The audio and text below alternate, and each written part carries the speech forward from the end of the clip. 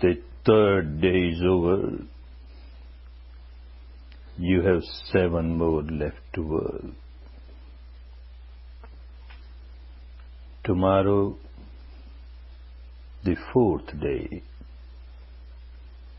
is a very important day for you. You will start practicing Vipassana. That means you will start entering the field of Panya, wisdom, insight. Whatever you practiced for these 3 days was a very important prerequisite for your work tomorrow. The actual work starts tomorrow. These 3 days you were preparing yourself to start the actual work of Vipassana meditation.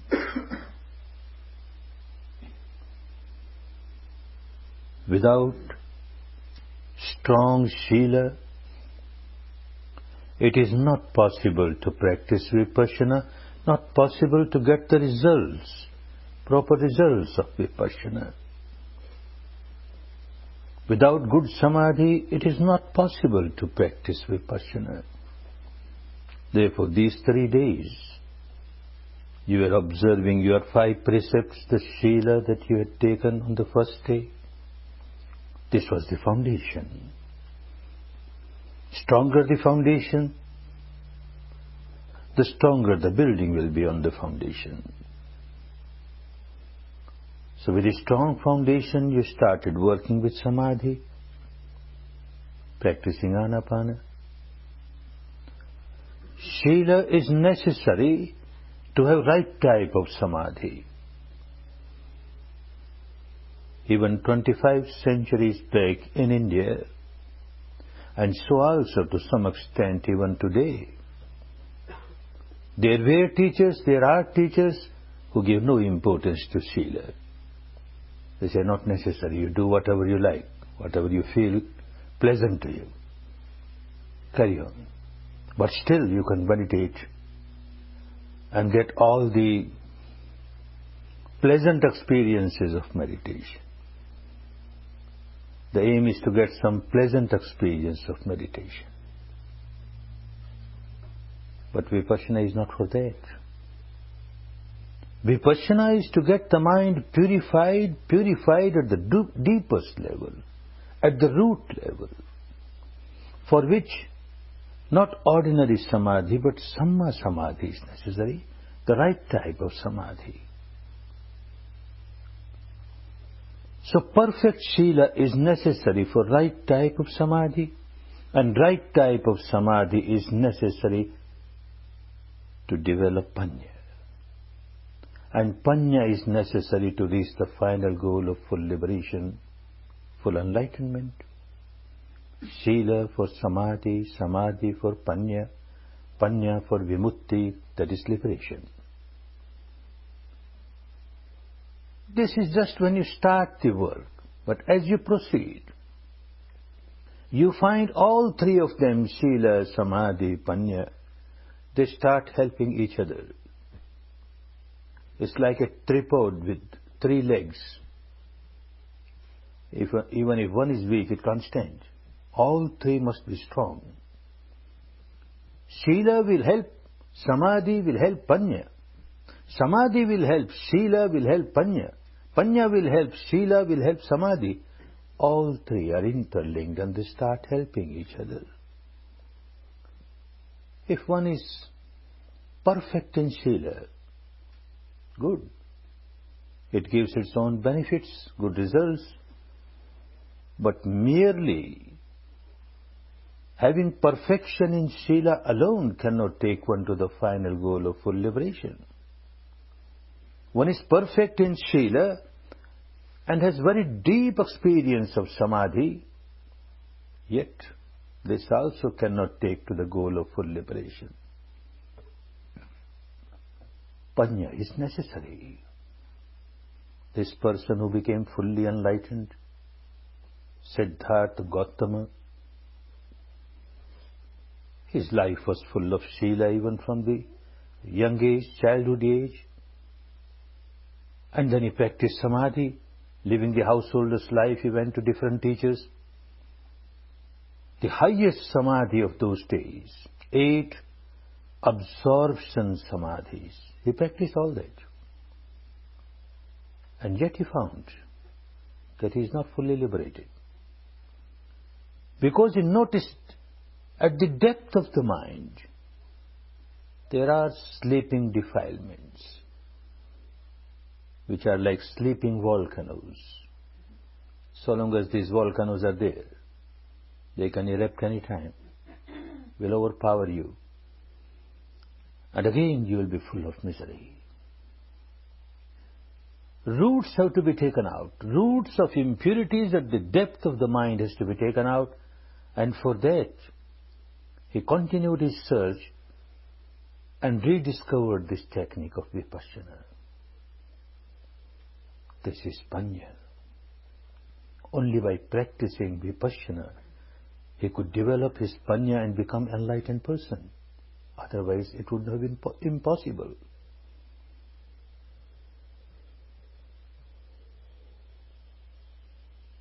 Vipassana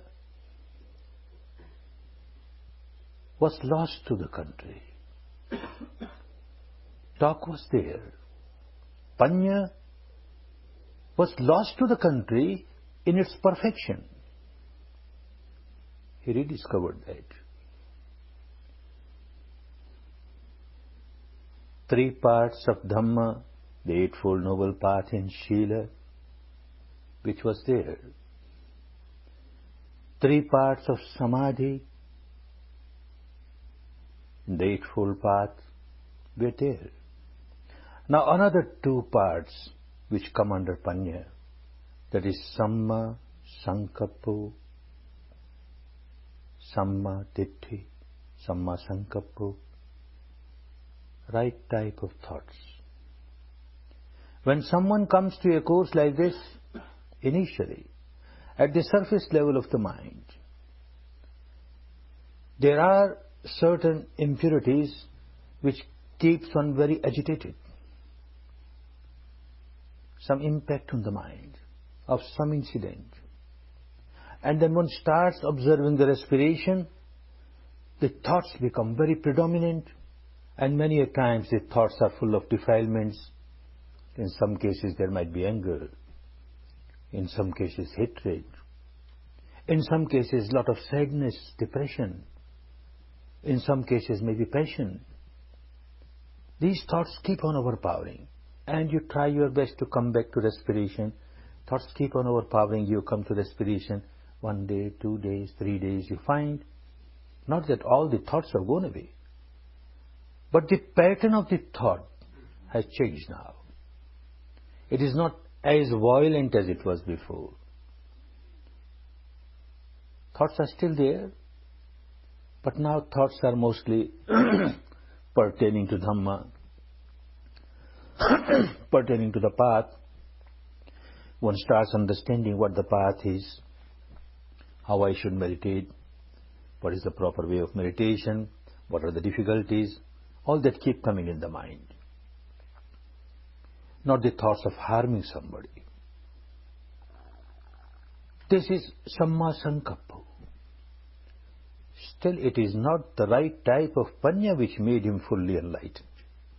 Good thoughts were there in the teaching of all the teachers of India before him, contemporary to him, and after him. Have good thoughts. They are necessary. Then you can see things properly. And that is Samma Ditti, a right understanding, a right view. You can see things properly as they are. Like the sun is covered with very dark clouds, black thick clouds, and you don't see the light. It's all darkness. Some layers of these clouds go away. Clouds are still there, but they are not so thick, not so dark. They are thin. Light, you start seeing light. Although All have not gone away. That is necessary. This type of samma sankappa thoughts are still there. You have not reached the stage where the mind has become free from thinking, free from thought. It is there. But it is not that disturbance which won't allow you to take the next step. And the next step is samma ditthi, the right understanding of the reality as it is. And this is the real panya. Well, there are 3 stages of panya, wisdom. Progressively, one moves towards the panya which will liberate. 3 types of panya in the language of those days. It was called Suttamaya panya, the next Chintamaya panya, and the third Bhavanamaya panya. Suttamaya panya. You heard something. You read something. Wisdom of somebody else. A wise person, an enlightened person, a saintly person speaks words of Dhamma. They come in scriptures. You listen directly from this person, or you read scriptures, and you accept it. You accept it most of the time because you have got great faith and devotion in this person, or you have got great faith and devotion in the scripture, particular scripture, and you accept it. Good. Very helpful. Those who have never heard anything about Dhamma, those who have never heard anything about the truth, may remain confused the whole life. At least one has heard about Dhamma, has listened to Dhamma, listened to the right things, correct things. But this is not enough. Just by developing Suttamaya panya, the wisdom that one heard from somebody or read somewhere, cannot liberate you. It is very good. Very good in the sense that it will give you inspiration, it will give you guidance to take the next step. And the next step is Chintamaya panya, which means understanding the truth, developing the wisdom at the intellectual level. Human being is a rational being. He is not supposed to accept things blindly. He must use his intellect, have reasoning. Whatever I have heard, whatever I have read, is it logical? Is it pragmatic? Shall I accept it? At the intellectual level, one tries to understand it, and one finds at the intellectual level, yes, it is quite logical, quite scientific, quite acceptable, and one accepts it. The second step of panya, very important step. Very helpful. Helpful in the sense, again, you get inspiration and you get a direction to move towards the third step, which is Bhavanamaya panya. Bhava is to happen, to live. Your own wisdom, now you experience, direct experience, you lived that wisdom, and this alone will liberate you. The first 2 will be helpful to you, but they cannot liberate. The first 2 were there in India at that time. The discovery of Buddha was this third, experience it. They were all the talks there. They were teachers who will say, keep yourself away from craving, keep yourself away from aversion, all these sense objects, illusionary, delusionary, and you keep on getting attached to them. You generate misery for yourself. Come out of this attachment, become detached, and you come out of misery. All those teachings were there. But how to come out?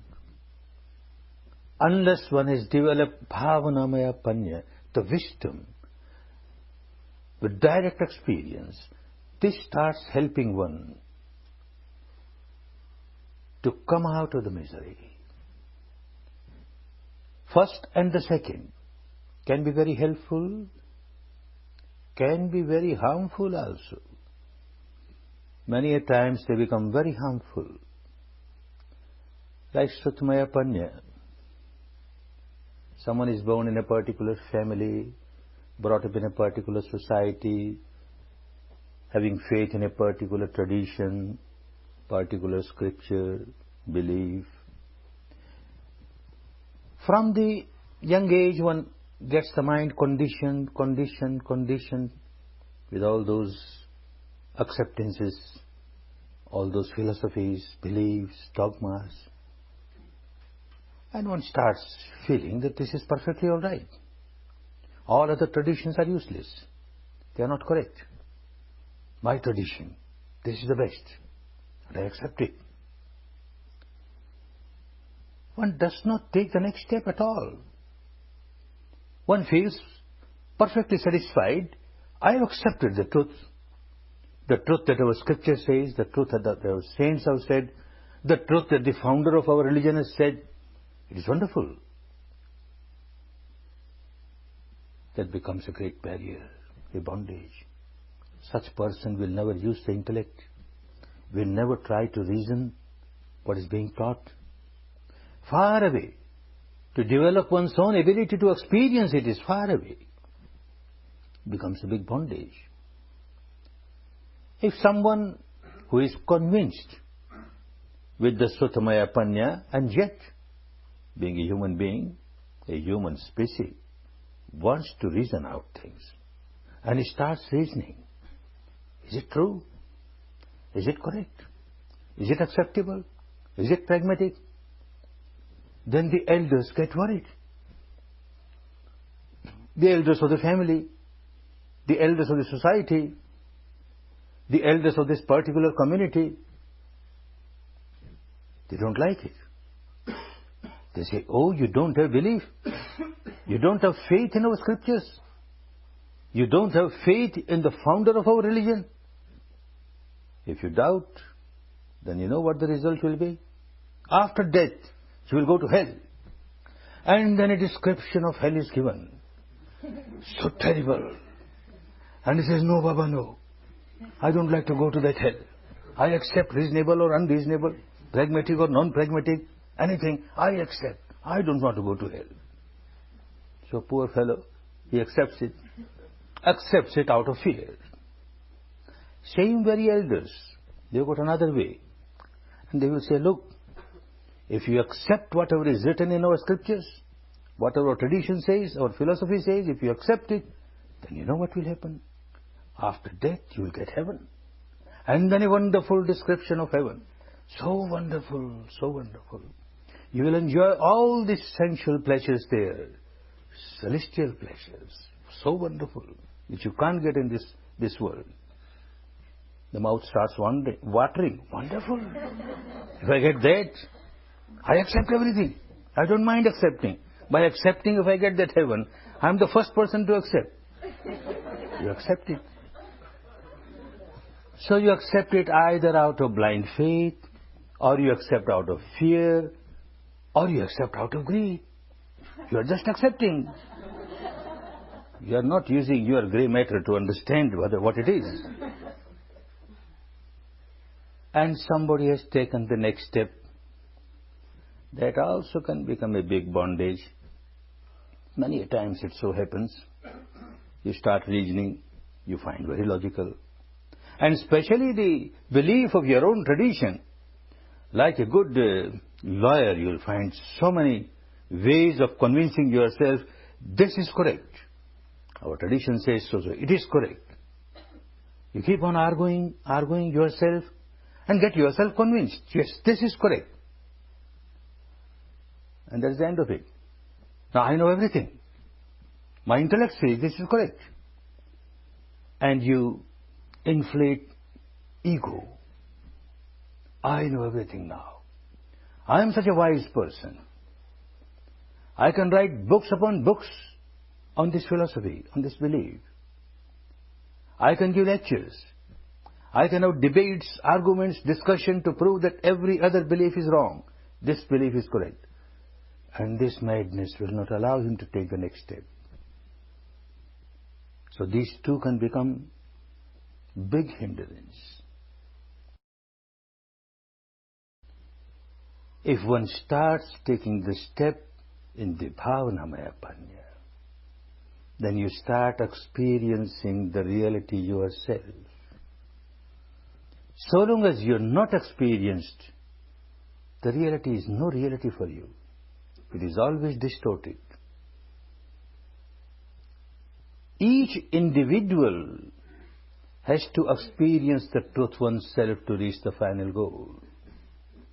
This person, Siddhartha Gautama, he realized the truth within himself, developed his Bhavanamaya Panya, and became an enlightened person, became a liberated person.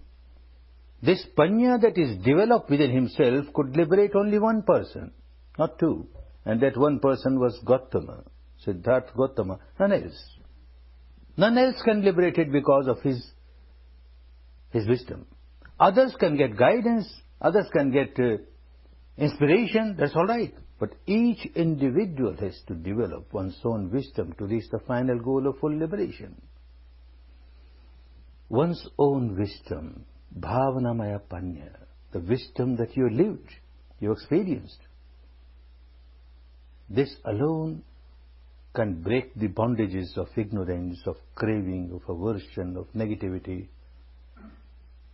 This alone can eradicate all the miseries. This gives fruit, not the first, not the second. An example, someone very hungry has gone to a restaurant, got his seat, menu is placed before him, he goes through that menu. Ah, wonderful. The food prepared today is very delicious. His mouth starts watering. Wonderful. One incident. Now he orders for the food. It will take some time before it's served.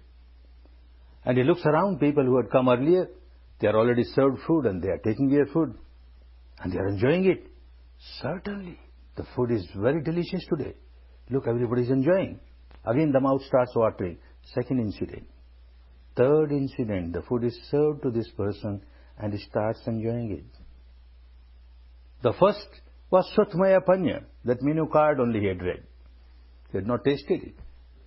The second Chintamaya Panya, his intellect sees, because he has seen people when they enjoy something, their facial expressions are of this type, and look, these people are enjoying because their facial expressions say that they are enjoying it.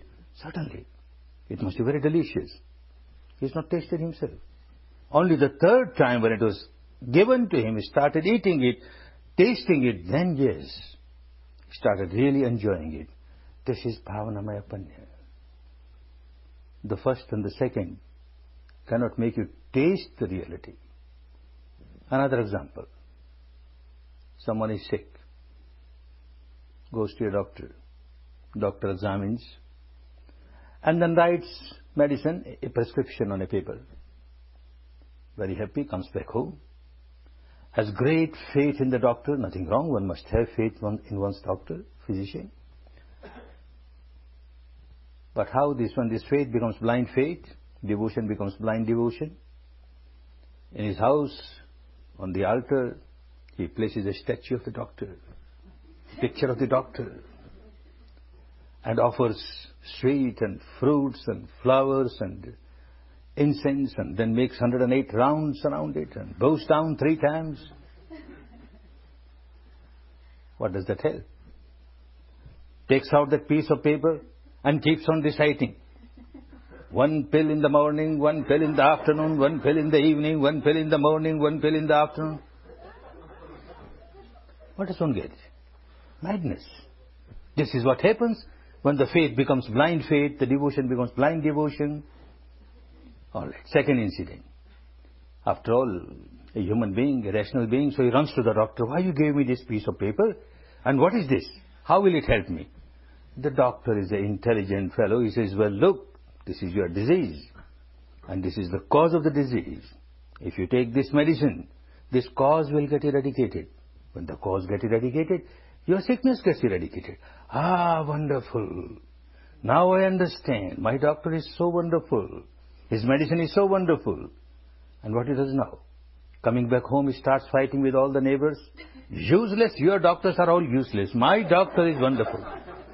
The medicine suggested by your doctors is useless. The medicine suggested by my doctor is wonderful. Keeps on fighting. Doesn't take medicine. Keeps on fighting. Oh, this is what happens. Every wise person, a saintly person, an enlightened person, when he finds people miserable, suffering, then he gives this prescription of Dhamma. You practice Sila, you practice Samadhi, you practice Panya, you will come out of your misery. Nobody tries to practice.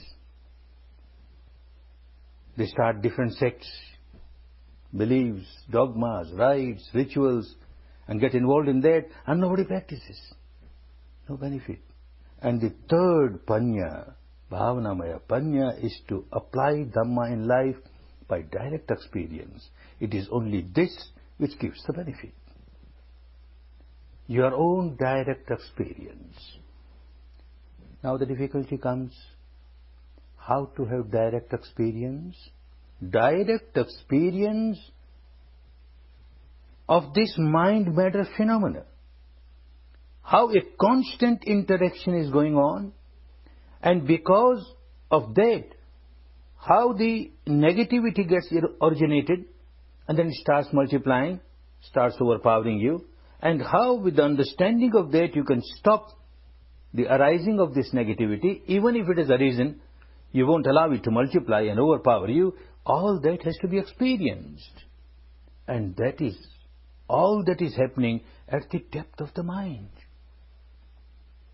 You must develop a faculty, an ability, capability to experience it. These 3 days, this is what you were doing. Unless you have that capability, that faculty, you can't practice Vipassana. Not possible. Like if you don't have your eye faculty, you can't see anything. If you don't have your ear sense faculty, you can't hear anything.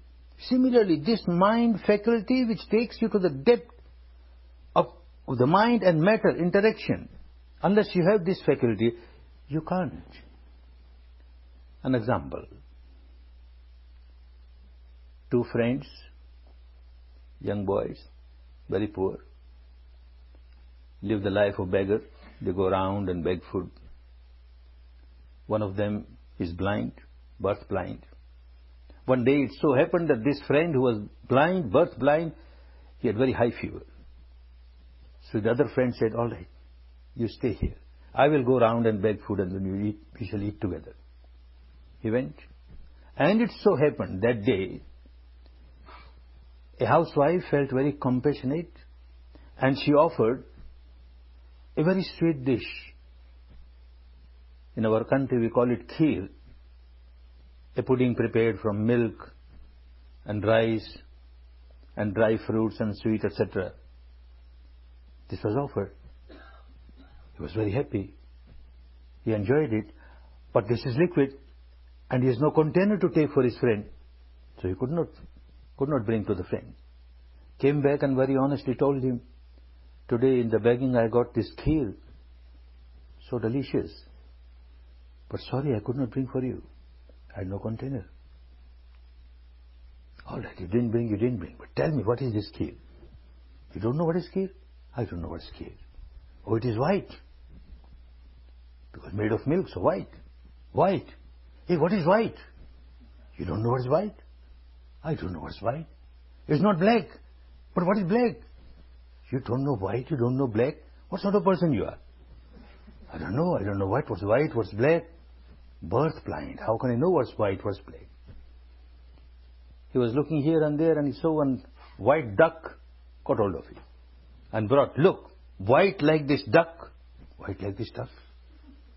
There is no eye. How can he see what is white and what is this duck? He uses his fingertips, passes his hand over this duck. Ah, now I understand what is white. White is very soft, very soft. Hey, what's soft? What softness has got to do with white? You said it is like this duck, and I touched it, it is so soft, and now you say white is not soft. How can I understand what is white? Oh, you mad fellow.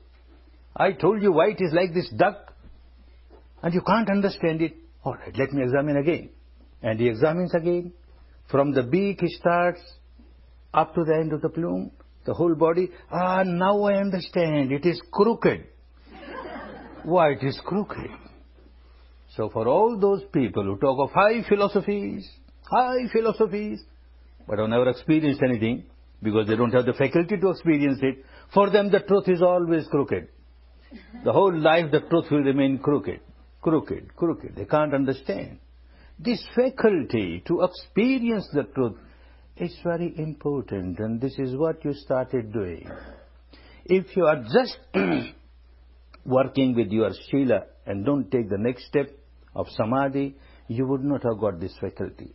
You started with Samadhi, and if you had worked with the Samadhi with some object of imagination, verbalization, visualization, again you would not have got this faculty, because you worked with the reality pertaining to your own mind-matter phenomena. And you started working on this area with the breath, which is truth, and you are experiencing it. Then the touch of the breath, you are experiencing it. And now the third day you started feeling sensations, the biochemical reactions here. This is how you are going to the deeper levels of your own mind. The deepest level of the mind, what is called the unconscious. Mind is actually not unconscious. This is all the time conscious, day and night, but conscious of the sensations on the body that you started experiencing here. Such sensations are there throughout the body. Throughout the body, something or the other is happening, some change is taking place, a change with the manifestation of this sensation, or a change with the manifestation of that sensation, but some change is going on. And that can be experienced only by whatever you did for these 3 days. A beginning is made. Tomorrow you will explore the entire field and you will find everywhere some sensation or the other. This is how you are moving from the surface level of your mind to the depth of the mind, where deep-rooted complexes from the past are all accumulated there. Where lies the behavior pattern of your mind, the deepest level of your mind. And the behavior pattern of this mind is to react. Whenever it feels any pleasant sensation on the body, it reacts with craving, with clinging. Whenever it experiences any unpleasant sensation on the body, it reacts with aversion, with hatred. You are moving towards that. At the intellectual level, it is very easy. It is very easy to understand that there is a change taking place everywhere. And everything is so impermanent. Anyone who takes birth dies. Anything that is manufactured later or sooner or later gets destroyed. Everything is impermanent. But that is an intellectual understanding. Experience of it can be only within the framework of your body. The law of nature is law of nature, everywhere, inside, outside. But the law of nature that you see outside can be acceptable, can be understood at the intellectual level. But the reality, the law that you experience within the framework of the body can be experienced. And this experience is called Bhavanamaya Panya. You are living there. Your direct experience. Otherwise, it does not help. At the intellectual level, there were teachers before Buddha, at the time of Buddha, after Buddha, who kept on giving the same teaching, but it didn't work to the depth as it worked for people who started developing their own Bhavanamaya Panya. Like something very traumatic happens in the life. A very near or dear one has passed away. And you take his dead body to the funeral pyre and burn it, or to the graveyard and put it in the grave. While that is going on, one develops so much of wisdom. After all, everything is so impermanent. One who takes birth dies. Nobody is free from death. I will also die one day. People will bring my body, put in this grave, or burn on this funeral pyre. then what is the use of all this craving, clinging, fighting with people, accumulating this or that? Ultimately, everything will be left here and my body will be burned. Big wisdom. But how long? As soon as one takes one step out of that graveyard, again the same I, mine. All madness is there. Makes no difference. It was only intellectual understanding. Or people come to such Dhamma talks, such discourses. Wonderful. Now I understand why this attachment is so bad. It gives so much of misery. The more you are attached, the more miserable you are bound to be. Misery. This I is a big misery. Mine is a big misery. At the end of the discourse, when you go out of the hall, hey, where are my shoes? Who's taken away? My slippers I purchased only today. New ones, what happened? Start crying. Mine. Makes no difference. It's all intellectual. Doesn't help. One has to experience. And it is so difficult to experience. So easy to understand at the intellectual level, so easy to accept it at the devotional level, so difficult to experience, because unless you have that faculty to experience, you can't. There is so much of illusion, so much of delusion. At the apparent level, something appears to be so, seems to be so. Actual level is totally different. Like night time, you go to bed, you lit a lamp or a candle, you go to sleep, next day morning you get up, and you see the candle, the light of the candle, the light of the lamp, and you are under the impression the same candle, the same light. Where the same candle, where the same light? Every moment, a flame arises and passes away, another takes its place and passes away, another takes its place and passes away. There is no interval. Continuously. And that gives the impression, the same flame, the same light, the same flame, the same light. A big illusion. This electric bulb, I pointed towards it twice. One remains under the impression, the same light, the same light. Where the same light? If it was the same light, then why at the end of the month, this electric company sends me a bill? You consume so many units, so many dollars, what for? My light I purchased in the market, my switch, and you on it, I get my light. Who are you? What for you want money? He's quite correct. He's generating the electricity. It comes through the wires, gets consumed, new takes its place with such great rapidity. The old one passes away, the new takes its place, the old one passes away with such great rapidity, it gives the impression the same. Another example. You cross the river. Morning you cross the river, went to the other bank of the river, whole day you worked there, and then again you took the boat and came on this side of the river. You are under the impression, I have crossed the same river. Where the same river? Even if you take a dip in this river, you take a dip and the head above the water, second dip, head above the water, third dip, head above the water, you are under impression that I am taking dip in the same river. Where same river? Constant flow is there. The dip that you had in the river is gone. Not a single drop remains, all have gone. Second dip in a second river altogether. Third dip in a third river altogether. The morning you crossed this river by your boat, by evening it was a totally new river. And yet the impression remains the same river, the same light. How to come out of this?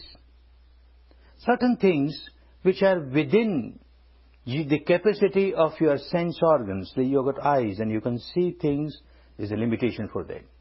The flame of the lamp arising, passing. If you see very carefully, you can notice, yes, arising, passing. But the light of electricity, it arises and passes with such a great rapidity beyond your eye's capacity. The flow of the river, yes, it is flowing. The second dip is a new river. Third dip is a new river. If you give attention, you can understand. But how to understand? This fellow who took the first dip is gone. Second dip is taken by altogether a new person. Third dip is taken by altogether a new person. How to understand that? You don't have that faculty to experience it. If one has not practiced Vipassana, then this Goenka, who started talking about half an hour ago, will remain under the impression, the same Goenka, and the same Goenka. The same Goenka was yesterday. The same Goenka was 1 year ago, or 10 years ago, 50 years ago, 60 years ago, 67 years ago. Same Goenka. Yes, same Goenka. Every moment this Goenka is dying, another Goenka is taking birth. Every moment this Goenka is dying, another Goenka taking birth. The entire physical structure made of these subatomic particles, arising, passing, with such great rapidity. Such great rapidity. This speed creates illusion, delusion, confusion. One cannot understand the reality. Even if one accepts the reality at the intellectual level, because the scientists have said so, the entire material world, there is no solidity. It's only wavelets. The modern scientist says so. Well, an enlightened person like a Buddha has said so. There is no solidity anywhere, just wavelets, entire universe, mind and matter, nothing but wavelets, vibration. Because you have got faith in them and you accept. That doesn't help. You have to experience yourself. And this is what was done by him to reach the final goal of full liberation. And that is what everyone has to do to understand the real change taking place. Every moment changing. With great rapidity, changing. A child is born. You see the child, beautiful, tender. You see the child after 10 years, big changes come.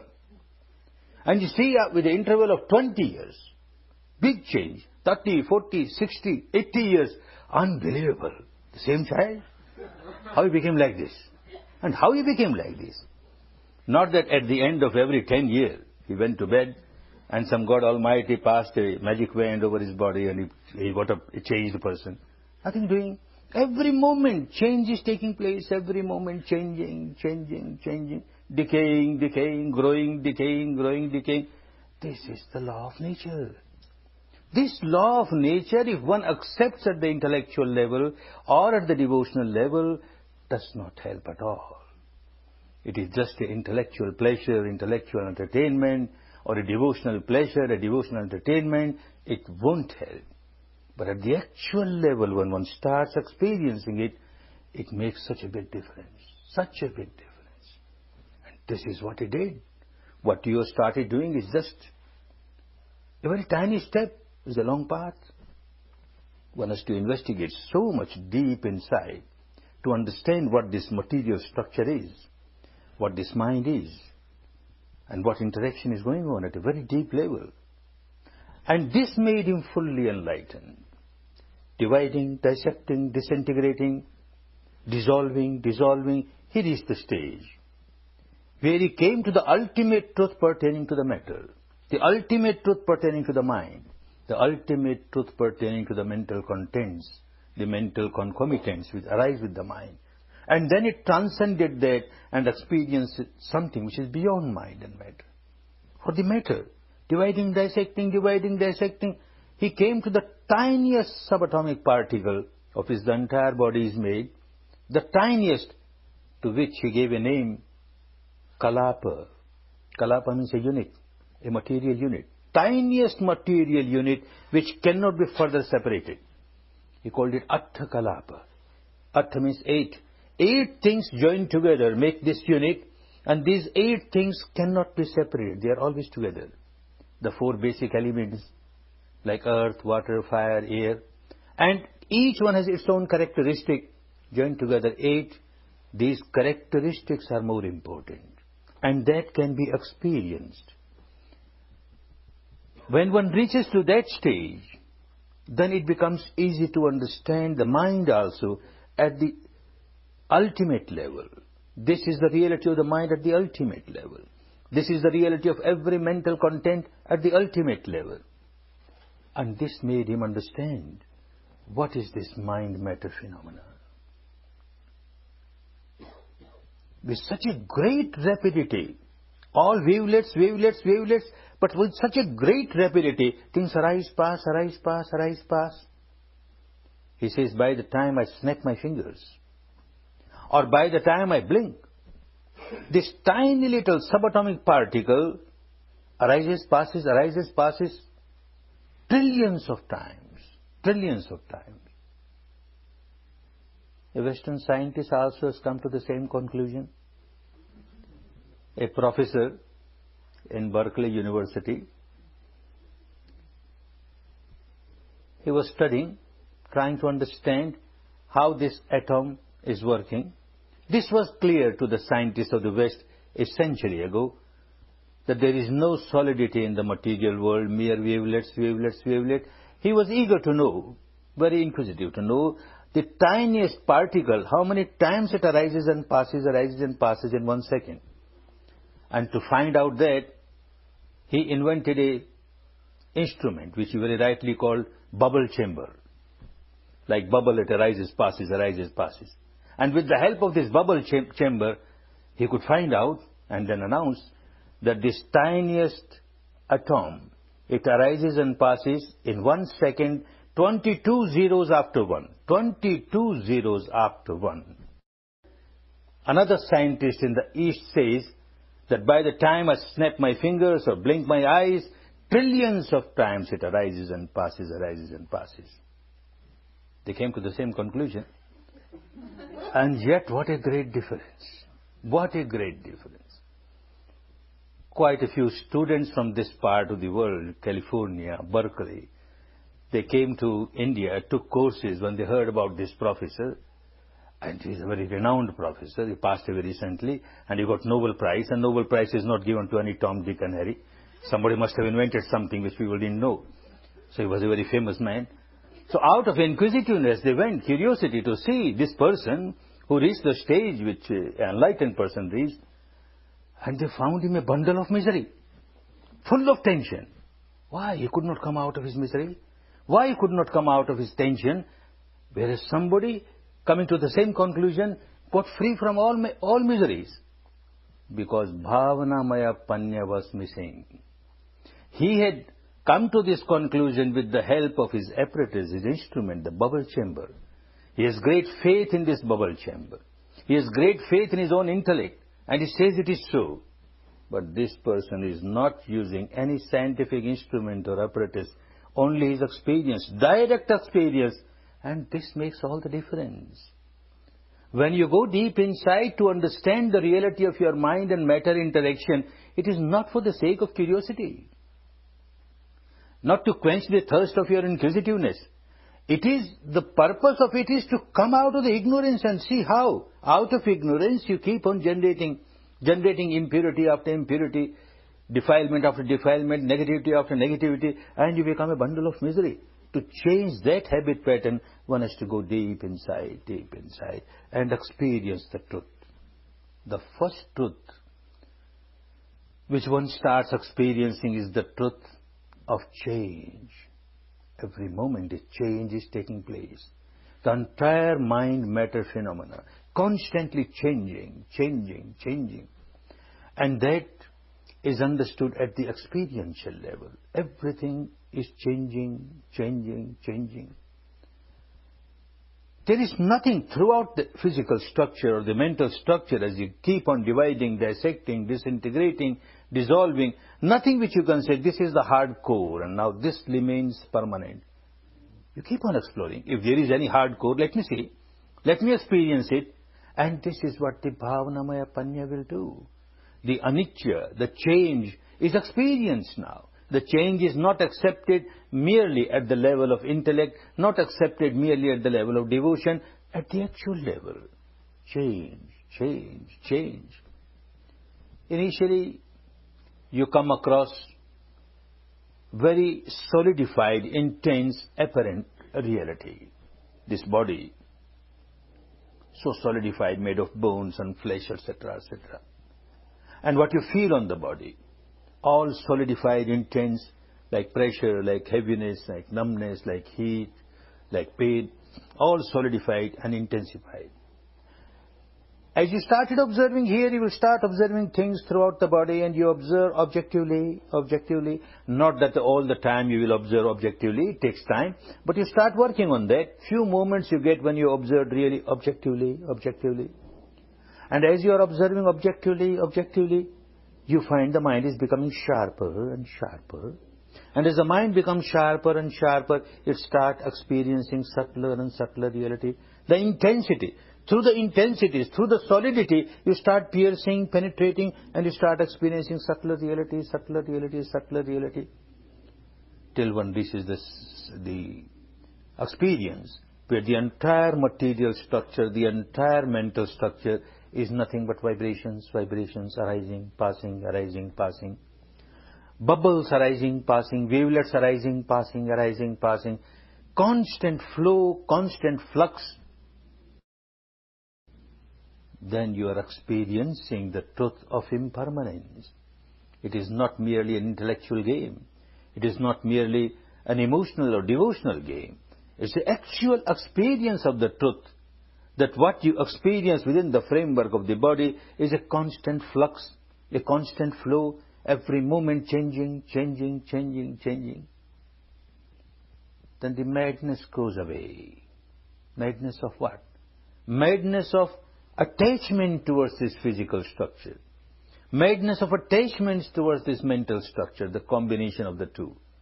Something which is so ephemeral. What purpose will be served by developing craving towards it, developing aversion towards it, and one learns how to observe. Observe equanimously. Old habit pattern was to react. This very mind-matter phenomena, generating this sensation or that sensation, pleasant or unpleasant, and a reaction is there, craving or aversion. You lose the balance of the mind, you become very agitated. And now, this first part of wisdom, anicca, will become clearer and clearer at the experiential level. As one develops this part of the wisdom, anicca, everything changing. Another part of wisdom will raise its head. Dukkha, or misery. Initially, when you start practicing, observing the reality about yourself, coming across very solidified, intensified realities, the sensations which are very painful, heavy, numbness, pressure, tension, etc., obviously it is misery. So miserable. You don't like it, you want to get rid of it, and it is there. But you are trained to observe. However misery it is, you just observe. However unpleasant it is, just observe. And people reach the stage, sometimes on the 7th day, or 8th day, or 9th day, or 10th day, or maybe in 2 courses or 3 courses, they reach a stage where all the solidity gets dissolved, and there is a very free flow of subtle vibrations throughout the body, energy flowing throughout the body, and it looks so pleasant. Ah, wonderful. This is bliss. This is ecstasy. I was looking for it. Now I got my goal. And you develop so much of attachment to it. Ah, I got it. Without understanding this is equally impermanent, changing. Morning you had a wonderful experience of a flow of energy throughout the body. And afternoon it changed. And you again have pains and heaviness and numbness. And you come to your teacher or your assistant teacher and say, oh, wonderful, morning meditation was so wonderful, and now it is so bad. You become so miserable because you developed attachment to something which was so impermanent. Then it becomes so clear that not only unpleasant sensations are misery, the pleasant sensations are also misery, because there is a tendency of your developing attachment to it. And every attachment is synonymous to misery. You are bound to feel miserable because whatever you are attached to is not permanent. It is impermanent, bound to change sooner or later. This becomes clearer and clearer. The dukkha, not the dukkha of the pains, etc., but the dukkha of even pleasant sensations in your body. The third part of panya will raise its head. It will become so clear. Anatta. No I, no mind. It appears to be so. There is an I in me. It appears to be so. This is mine. But then as you proceed further, at the experiential level, not at the intellectual level, it becomes so clear. What is I? You explore the entire field of matter within you, the entire field of mind, the combination of the two, and nothing but wavelets, wavelets, wavelets, bubbles, bubbles, bubbles arising, passing. Now which bubble is I? This bubble is I. It has gone away, so I am gone away. Which wavelet? Which wavelet is I? It is gone, so I am gone. Which wavelet? Oh, for conventional purpose, we have to use these words, I, mine, you, yours. Actually, there is no I, no mine. You have to use these words. Otherwise, how can you say this mass of bubble talking to that mass of bubble? It doesn't work. You have to use these words, I, mine, you, yours, he, she, etc. That is apparent truth. It appears to be so. This is also true. But the ultimate truth, the real truth is nothing but wavelets, wavelets, vibrations, vibrations, bubbles. Essenceless. This anatta. If there is really I, or if there is really mine, something mine, I must have possession over it. What possession I have got? What possession I have got? At the age of about 40, one looks the face in the mirror and sees some grey hair. Grey hair. I'm getting grey. Oh no. Oh no. And runs to the chemist shop, buys some dye, hair dye, and uses it. I'm young. I'm still young. Tries to deceive others. Tries to deceive oneself. But how to deceive this nature? The law, the Dhamma. One is graying. One is decaying, decaying, decaying. Dying, dying, dying. Every moment you are dying, you are dying, you are dying. If you control, if you are master of your own physical structure, you say, no, you can't decay. You must remain as I want you to remain. Nothing doing. You are helpless. It is decaying, decaying, decaying. Without understanding this phenomenon, constantly changing phenomenon, one feels so happy. I am 20 years old. Birthday party. Big celebration. Happy birthday to you. Happy birthday to you. Poor chap doesn't understand. He's 20 years nearer this graveyard. What happy? This does not mean that whenever your birthday comes, you start crying, I am nearer 1 year to my... Oh no, Dhamma does not teach you to cry. You understand the reality. This is the fact. So many time is gone now. Whatever is left, I don't know how much is left. Whatever is left, what best use I can make? What best use I can make? Well, this is wisdom. When anatta becomes clear, when anicca has become clear, changing, changing, changing, dukkha has become clear, anatta has become clear, then you are developing, you are getting established in wisdom. Step by step you are moving towards your final goal. Then in day-to-day life you find your wisdom is manifesting itself in your dealing with people, dealing with situation. You will understand this is the apparent truth, and you have to deal with the world at the level of apparent truth. You can't say this wall is just mass of vibrations and wavelets. My leg is also just wavelet. I kick it and my leg will go just out of it. Doesn't happen. It will break your leg. So at the apparent level, it is true. It's solid wall and this is also solid.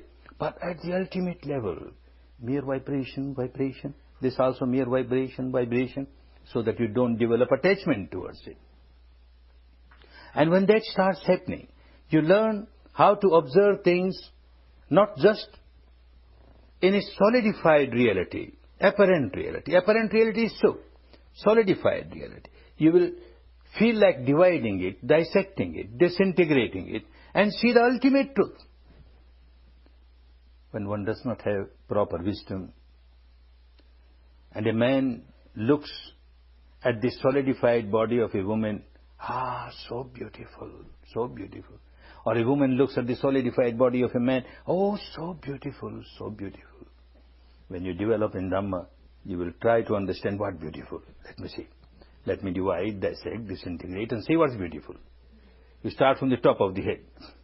These hairs, beautiful. Blonde hair or brunette hair or silken hair or dark hair or this hair or that hair. One hair has come out. What beauty. You feel like throwing it away. Poor girl, as she was preparing breakfast, a part of this grass fell in the breakfast.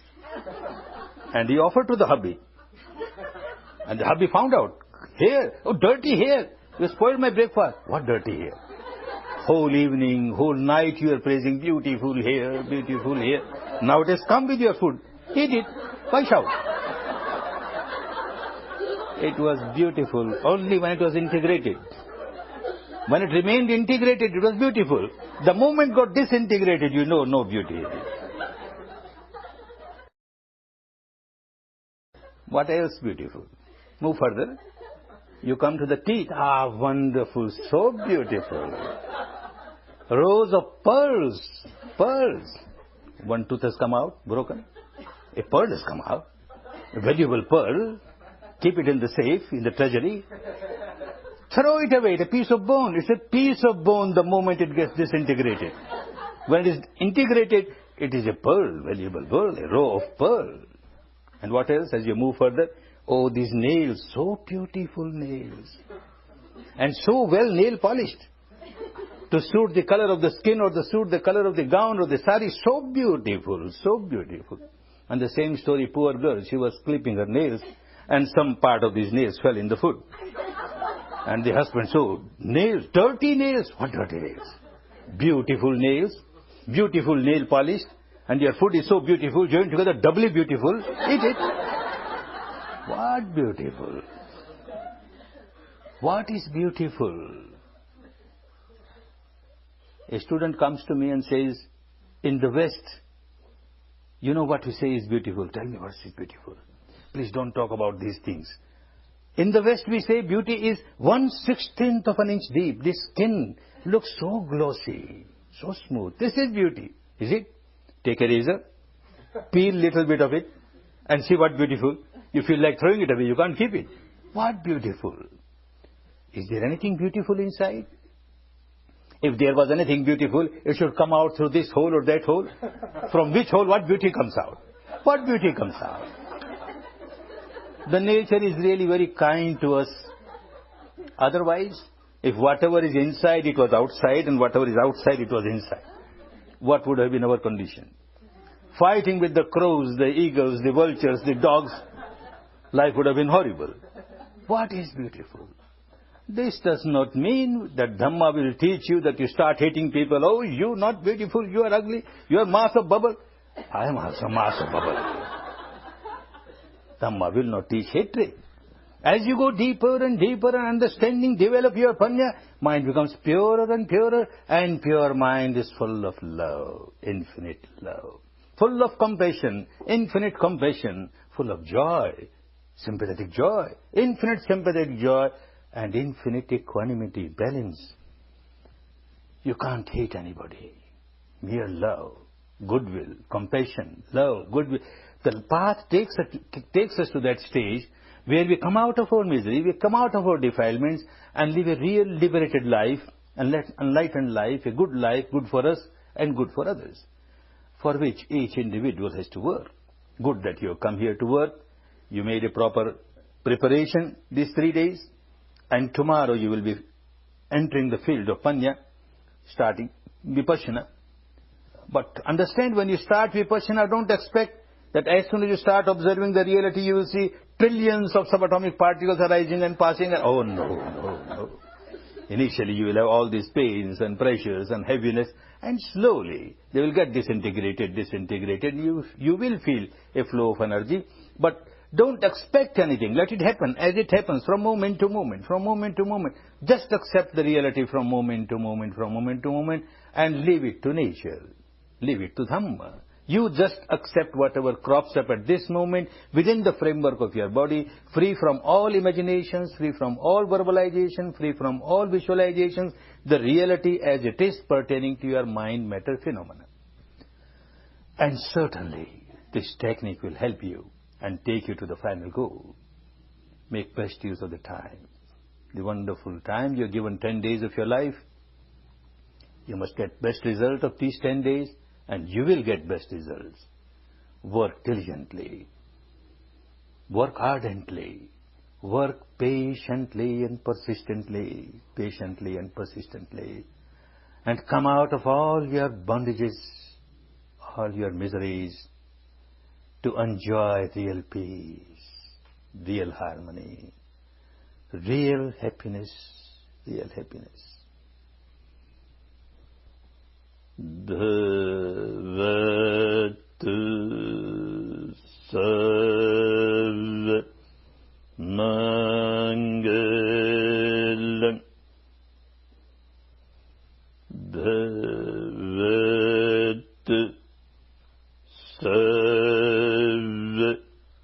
Mangalam bhavatu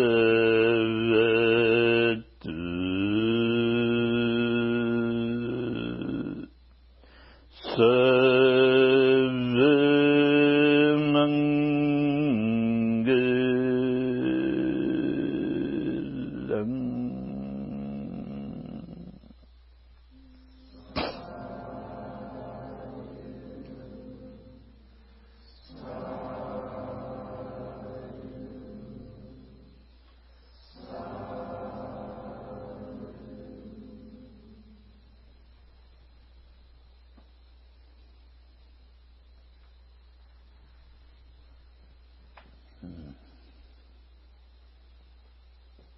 Take rest for about 5 minutes and then you work again, start working again, take rest for about 5 minutes.